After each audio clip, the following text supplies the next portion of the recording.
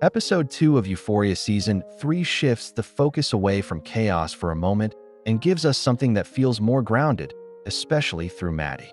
But even with that shift, the episode keeps the same core idea from Episode 1.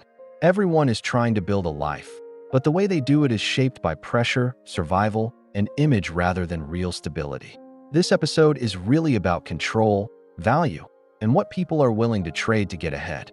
Every character is making choices that look smart in the moment, but those choices come with long-term consequences.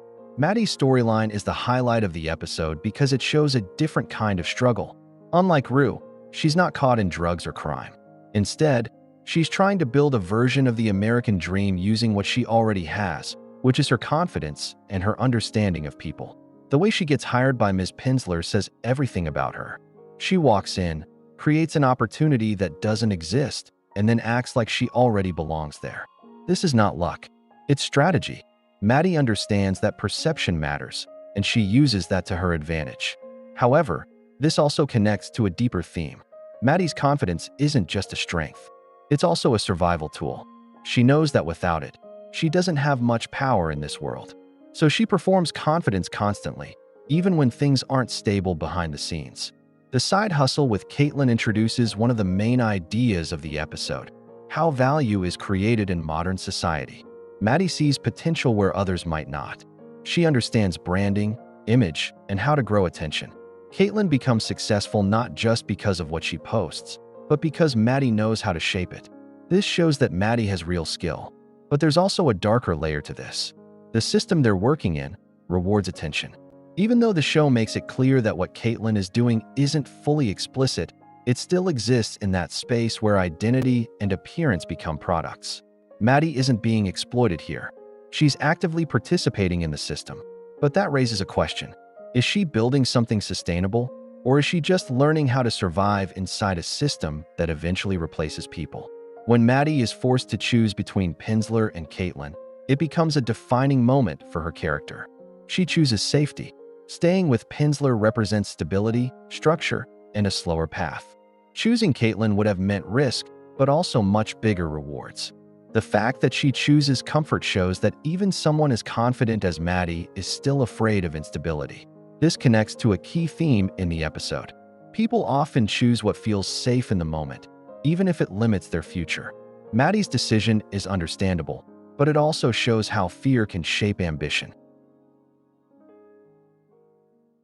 The reunion between Maddy and Cassie isn't just about forgiveness. It's about opportunity. On the surface, Cassie apologizes and Maddy accepts it quickly. But underneath that, both of them need something. Cassie needs guidance and someone who understands the industry. Maddy needs someone she can build into a brand, similar to what she had with Caitlin. This creates a relationship that isn't fully honest. There's tension, even if it isn't openly expressed. Maddy's comments toward Cassie carry judgment, but Cassie is too deep into her own mindset to fully see it. This dynamic reflects a bigger idea. In competitive environments, relationships can become transactional. People connect not just because they care, but because they can benefit from each other. Rue's storyline continues, but this time the focus is on consequences. Alamo taking her shows a shift in power. She's no longer just working under Lori. Now she's caught between the two of them. This makes her situation more dangerous because she's no longer in control of who she answers to. The conflict between Lori and Alamo is important. It shows how unstable this world is. One mistake, like the fentanyl contamination, leads to death, and that leads to retaliation. There's no safety here, just a chain of consequences that keeps getting worse. Rue cleaning up after Tess is one of the darkest moments in the episode. It strips everything down to reality. This isn't glamorous. This is what the consequences actually look like. Learning that Rue hasn't spoken to her family in 2 years adds emotional weight to her story. It shows how far she has drifted. Her relapse didn't just affect her. It cut her off from the people who cared about her. Instead of repairing that, she went deeper into isolation, which eventually led her to Lori. This reinforces the idea that her current situation isn't random. It's the result of a series of choices that slowly disconnected her from anything real. Angel's storyline acts as a mirror for Rue. At first, Angel is just part of the environment. But once her friend dies, everything changes. Her reaction shows how fragile people in this world are. One loss is enough to push her into a spiral. When Rue tells her the truth, it creates a turning point. Rue is doing something she usually avoids. She's being honest, even though it causes pain. Taking Angel to rehab is also important. For once, Rue is helping someone move toward recovery instead of pulling them deeper into the problem. However, this moment feels complicated. When Rue says she's worried about Angel, it feels like she's also talking about herself. She recognizes the pattern, but she's still within it. Nate and Cassie's storyline continues to explore control, but this time it focuses more on image. From the outside, their life looks successful. They have a house, a future, and plans for a wedding. But underneath that, everything is unstable.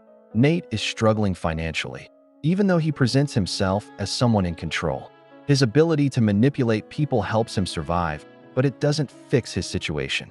Cassie, on the other hand, is focused on appearance and validation. Her decision to continue with her online content shows that she values independence, but it also creates tension in their relationship. Their dynamic shows how people can build a life that looks perfect, even when it's falling apart behind the scenes. Jules' reintroduction shows another version of escape. She's living a more luxurious life, but it comes with its own compromises.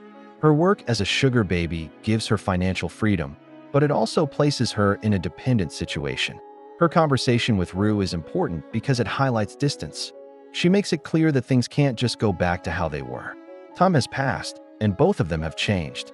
However, the ending of their interaction shows that some patterns are still there. Even after everything, they fall back into something familiar. This reflects how hard it is for both of them to fully move on. Episode 2 expands the world while keeping the focus on character choices. Maddy shows what ambition looks like without chaos, but even her path is uncertain. Rue begins to show small signs of awareness, but she's still trapped.